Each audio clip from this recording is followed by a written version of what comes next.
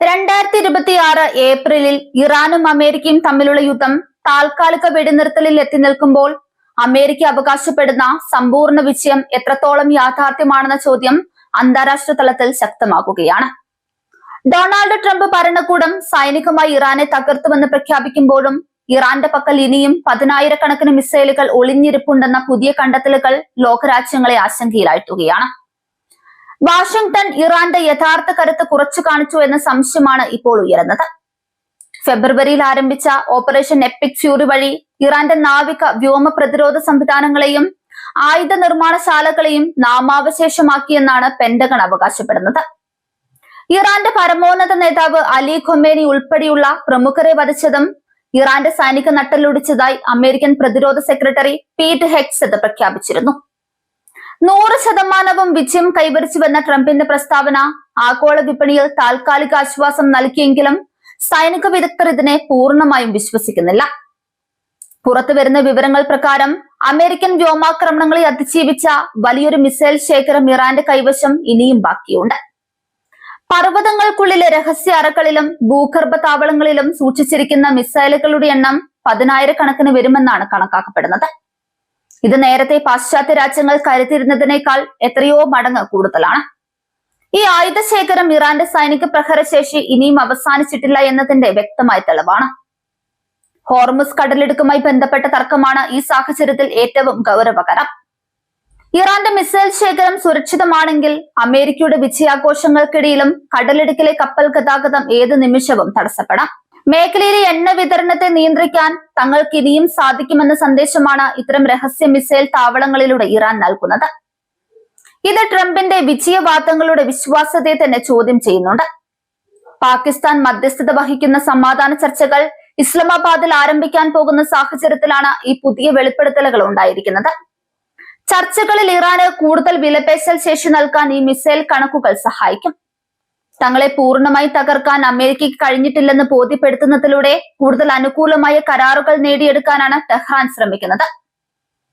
അമേരിക്കയുടെ ഇന്റലിജൻസ് വിഭാഗത്തിനുണ്ടായ വലിയൊരു വീഴ്ചയായാണ് പലരും ഇതിനെ വിലയിരുത്തുന്നത്.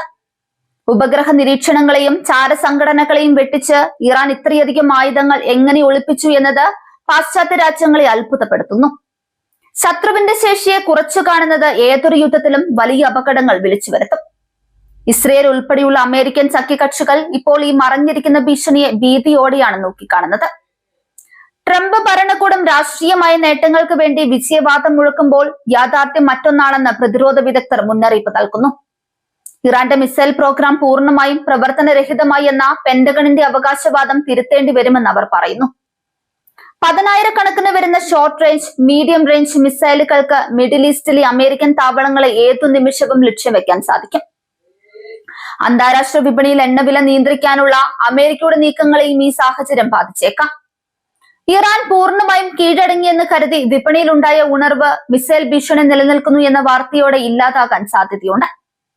ആഗോള ഊർജ്ജ സുരക്ഷ ഇപ്പോഴും ഇറാന്റെ മിസൈലുകളുടെ പരിധിയിലാണെന്നത് നിക്ഷേപകരെ ആശങ്കപ്പെടുത്തുന്നു.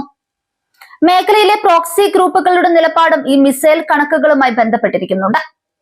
ഇറാനിൽ നിന്ന് തങ്ങൾക്ക് ഇനിയും ആയുധ പിന്തുണ ലഭിക്കുമെന്ന് ഹിസ്ബുള്ളയും ഹൂതികളും വിശ്വസിക്കുന്നു. ഇറാന്റെ ആയുധ ശേഖരം ഇത്രത്തോളം വലുതാണെങ്കിൽ അത് മേഖലയിലെമ്പാടുമുള്ള സമാധാന ശ്രമങ്ങളെ ബാധിക്കും. യുദ്ധത്തിൽ നേരിട്ട തിരിച്ചടികൾ മറികടക്കാൻ ഇത്തരം സായുധ സംഘങ്ങളെ ഇറാൻ ഇനിയും ഉപയോഗിച്ചേക്കാം. അമേരിക്കൻ സൈന്യത്തിനുള്ളിലും ഈ വിഷയത്തിൽ വ്യത്യസ്ത അഭിപ്രായങ്ങൾ ഉയരുന്നുണ്ട്. എല്ലാ സൈനിക ലക്ഷ്യങ്ങളും കൈവരിച്ചുവെന്ന രാഷ്ട്രീയ നേതൃത്വത്തിന്റെ വാദത്തോട് സൈനിക തലപ്പത്തുള്ള ചിലർക്ക് വിയോജിപ്പുണ്ട്. കൃത്യമായ കണക്കുകളില്ലാതെ വിജയപ്രഖ്യാപനം നടത്തുന്നത് സൈനികരുടെ ജീവൻ അപകടത്തിലാക്കുമെന്ന് അവർ കരുതുന്നു. 10,000-കണക്കിന് മിസൈലുകൾ ബാക്കിയുണ്ടെങ്കിൽ സൈനിക താവളങ്ങളുടെ സുരക്ഷ ഇനിയും വർദ്ധിപ്പിക്കേണ്ടി വരും. ലോകം ഇപ്പോൾ പാകിസ്ഥാനിലെ ചർച്ചകളിലേക്കാണ് ഉറ്റുനോക്കുന്നത്.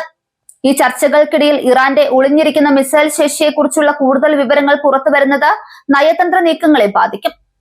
വാഷിംഗ്ടൺ തങ്ങളുടെ നിലപാടുകളിൽ മാറ്റം വരുത്തുമോ അതോ വിജയവാദത്തിൽ ഉറച്ചു നിൽക്കുമോ എന്നത് കണ്ടറിയണം. ഏതായാലും ഇറാന്റെ സൈനിക ശേഷി പൂർണ്ണമായും അവസാനിച്ചുവെന്ന അമേരിക്കയുടെ അവകാശവാദത്തിന് മേൽ കരിനിഴൽ വീണു കഴിഞ്ഞു.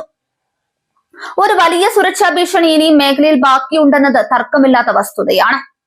ശരിയായ ഇന്റലിജൻസ് വിവരങ്ങളുടെ അഭാവം ഭാവിയിൽ വലിയൊരു സൈനിക പ്രതിസന്ധിക്ക് കാരണമായേക്കാമെന്ന നിഗമനത്തിലാണ് അന്താരാഷ്ട്ര നിരീക്ഷകർ ഇപ്പോൾ എത്തി നിൽക്കുന്നത്.